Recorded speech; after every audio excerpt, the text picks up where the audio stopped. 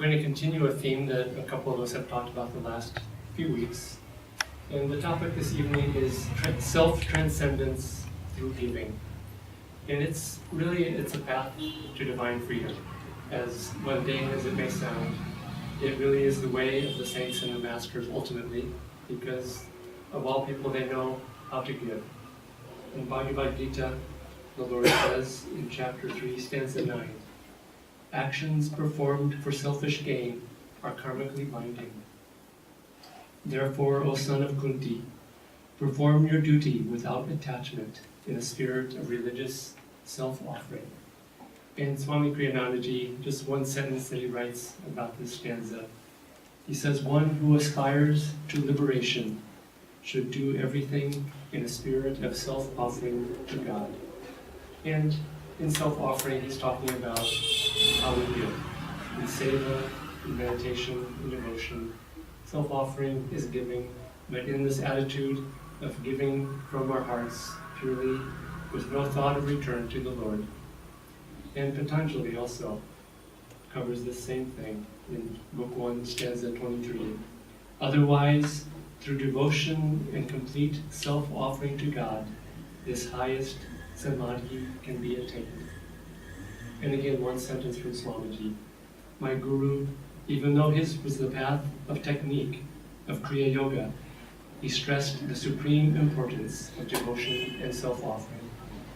And so this evening is just learning how to make our lives one of self-offering, one of giving, under any circumstance. I'll tell a few stories about how giving to others can be the way out of great suffering. There was a disciple of Yoganandaji of this path. Before he came to become a monk in his Guru's ashram, he, I think, was already a great saint. He was in Europe during World War II, and he was in a country occupied by the Nazis. And his name was Brother Premomoy later on. And he was part of the resistance movement against the Nazis, fighting them. And these people were sacrificing their lives to save their country. It was the ultimate act of giving for many of them. He was in concentration camps 3 times, including one of the very, very worst. He said it was one of the most joyful, blessed moments of his life, because for him it was a time purely of giving to others, serving others, sharing his last piece of bread, sharing his stories to cheer them up. And others later said he was like a saint, serving others in that concentration camp. He only had good memories of those times, while others had nightmares and had very bad memories of it. And again, it was through giving. Another amazing story of him giving his life, he was, the Nazis, when one of their officers were killed by the resistance, they would execute 10 citizens of the town. And so this is how brutal they were. And so that happened, they rounded up 10 citizens. And Brother Premomoy went to the Nazis and pointed out one of the 10, and he said, this man has a wife, he has children, I don't. Let me trade my life for his, kill me instead of him. And the Nazi officer looked at him and said, this war basically is going to be very difficult to win with people like this. And he let them both go and become free. A funny story about him, he was sent to be executed. He was taken and brought out to be shot at the firing squad. And it was a very, very heavy rain that day, much like it is here today, and that's why I'm reminded of this story.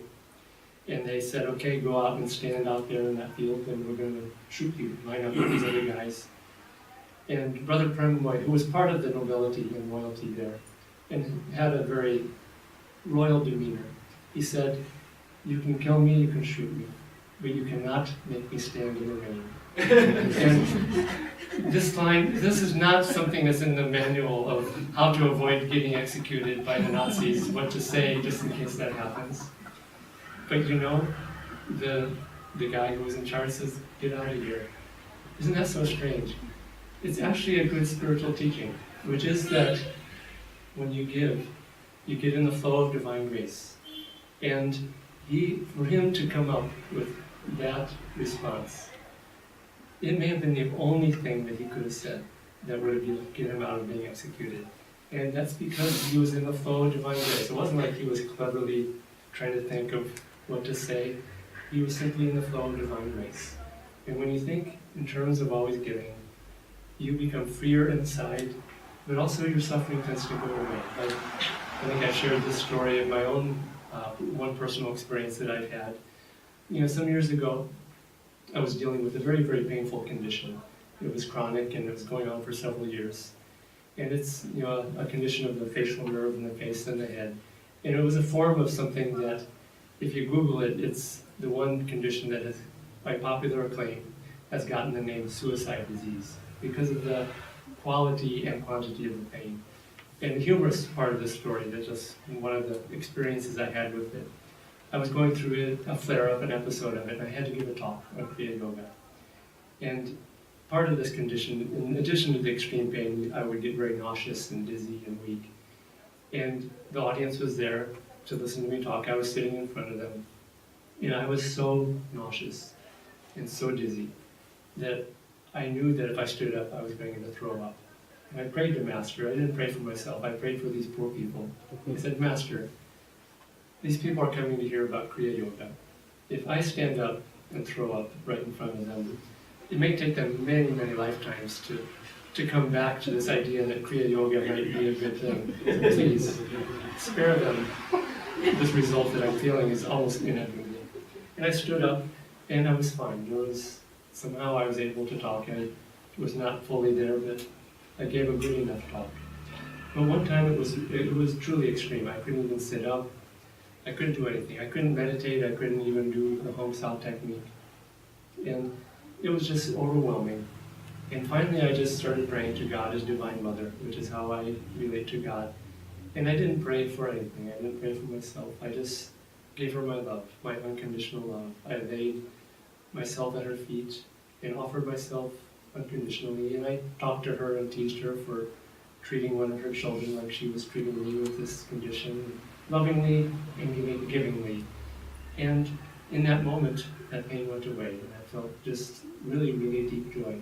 And I believe that was the beginning of the healing of this condition, which has gone away, thankfully, for a few years now. So, self-transcendence through giving. And this is what self-offering is. It's simply a way of giving to others, to God, in every moment that we can think of. And you might ask, well, how can I give? And just, if you look for ways to give, you will find ways to give. It's very, very, very simple. Just today, we were eating at a restaurant, and a few of us, and we had leftover food, and Ayush, who was visiting from Mumbai, asked, he couldn't take the food back with him because he's going back tonight. He asked Bara and I if we wanted to take it home with us, the leftovers, and neither of us were interested. And he finally said, well, let's put it in a leftover box and let's give it to someone who's poor or homeless. And he said, this is what they do in Mumbai. And I know from having visited there that Mumbaickars are very, very generous-hearted. And neither of us were thinking that way of giving.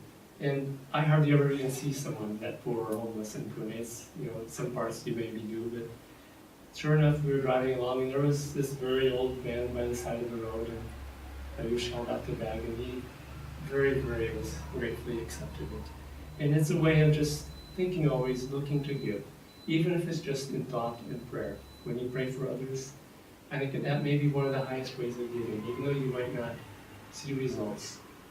As I talked about 6 weeks ago, I just went through a lot of health challenges all at once. And many, many people were praying for me. And I truly, truly felt blessed by those prayers, to the extent that after a couple of conditions that could have knocked me down for a few months with my energy and all, I actually feel better now than just before I began these things. And I think it's because partly due to people sending their prayers and blessings. So prayer has an extraordinary power. We also, when we think in terms of giving, we also get some divine protection. There's two things along these lines. Many years ago, my wife Maria and I were sent by Swami Kriyanandaji to serve at our center in Seattle, Washington. And we had lived in the ashram for many, many years. And it's a protective environment, and you feel sheltered, and we both enjoyed the quiet and the peace of the country where we lived at Ananda Village. And Maria was concerned about going to the big city where there's so much vibration and temptation and materialism and these vibrations especially. And she asked Swamiji, how do I protect myself from being affected by these worldly vibrations and energies out there? And Swamiji's answer was very interesting. He said, when you meditate in the morning, calm your feelings, calm your heart, and you will find that if there's nothing inside there that resonates in sympathy with materialistic vibrations out there, then it won't affect you. And Swamiji talks about it here in a certain way. He says that, where is this?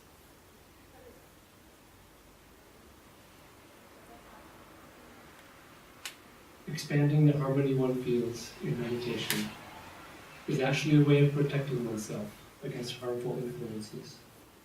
Paramahansa Yogananda taught this effective technique. Meditate first and harmonize the vibrations in your heart. Then radiate these calm vibrations outward, not so much to specific persons as generally, in all directions, to the world around you. The benefit of this simple technique is that a giving frame of mind, especially when the giving is harmonious, untainted by any vestige of self-interest, receives back from the world only those vibrations which are on the same vibrational wavelength. Negative influences will not enter one's consciousness if there is nothing in oneself that resonates to them. I was thinking of this one day that, I don't know if you have this expression in India where somebody pushes your buttons. Do you have that expression here? Yes? Yeah. Okay. And I was thinking about this because I think we all know people who push our buttons. And one day I was thinking, well, we can't change that person as much as we try and as intensely and with as much willpower and attention and irritation as we try. What we can do is we can remove the buttons from ourselves. And it's really true that if we can only think about removing those things which react to those pushes and pulls of the world and those irritations, then we won't be affected by any of these things. And the way Swamiji recommends is to be in a giving frame of mind. In fact, experiment with this. I'm sure just about everybody in this room has someone in their life who pushes their buttons. Start praying for them every day, sending them loving energy. When you see them, as hard as it might be, send them loving energy. I've had this experience, and I know many others who have also, have found that such relationships actually not only become neutralized or healed, but can very often become very, very close relationships. So find a way to imbue even the mundane parts of your life with this giving, loving energy. Today we had a good example of this, where the monks here, one of the projects we're taking on is the fulfillment of the orders that come in on the Ananda store. And so it's a mundane project because you're taking a book, putting bubble wrap around it, putting cardboard and making a box out of it and sending it off to be shipped. And I was very impressed with Bara and how he was training a few of us how to do this. And he had so much beautiful attention, loving attention to the detail of it. And he was so right. He said that when people receive this book, if it's done sloppily, they notice it has an effect. But if it's done nicely, it has a positive effect. And Nayaswami Devarshi told a story recently that in the early days working and serving for Swami Kriyanandaji, he would sometimes give her projects to do. And she would do a sufficient job with it and give it back to him. And he would always call her on it. He said, you can do better than this. You can do a lot better than this. And I was thinking of this as we were doing this very mundane thing. And I realized later, I was really meditating on why, and I realized that most of these orders are for a single copy of Autobiography of the Yogi. And this is a book that can change lives. It's a very sacred and holy book. And essentially I realized we're gift wrapping this book, even though it's bubble wrap and cardboard. And I may be crazy. If you call me crazy on this, I'll say guilty as charged. But I think that if you do something even as mundane as that, with loving attention and devotion, even that bubble wrap and cardboard, when it arrives somewhere on some far part of India, and it arrives at the home, and the people look at that package, I think that even before they open it, they can feel that some love and attention has gone into this, rather than just slapping on tape and wrapping it up and throwing it into the pile. And so, everything that we do, try to give that giving, loving attention. And in the end, what really changes is not the world so much, but us. Because you find again that you get into this flow of divine grace. And you just start feeling divine grace flowing through you, touching others. And it is the way to divine freedom, is this way of self-expansion, self-offering, and giving. That is something Nayaswami. And this is an application of this principle to meditation. Because in the end, I think you'll find with the great saints and masters, there's no separation between meditation and activity, because they're both ways of self-offering, of giving their love, and just not thinking of oneself, but thinking of giving to the Lord in others, and also in meditation. But specifically in meditation, Swamiji says, and I'll end with this quote: "When you meditate, do so with an attitude of self-giving, with no thought of any reward, only of His pleasure. Try to develop the kind of love that says, 'I want Him now, but if it be His will, I'm willing to wait forever.' The more you offer yourself up to Him in that way, the more His love will be able to flow through you." Om Shanti Shanti Shanti.